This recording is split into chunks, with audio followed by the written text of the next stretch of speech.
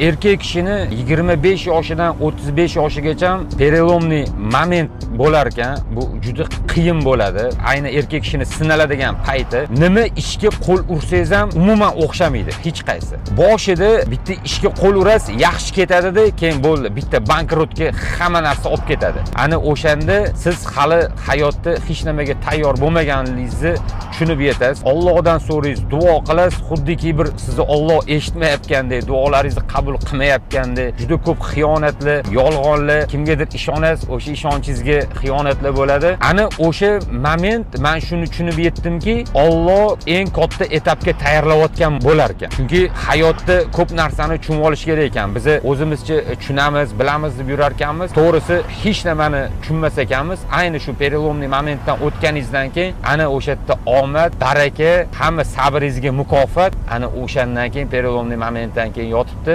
Inshaalloh Alloh hamma duolaringizni ijobat qilish uchun sizni chiroyli sinov bilan o'sha etapga tayyorlar ekan. Ana o'shandan keyin sizni hech kim hech qanaqasiga to'xtata olmas ekan. Yaratgan egamizdan boshqa, Allohdan boshqa sizni hech kim to'xtata olmas ekan. Nima ishga qo'l urmay, o'zidan o'zi prosta o'xshab ketaverar ekan. To'g'risi bu prosta fantastik ekan, til ojiz.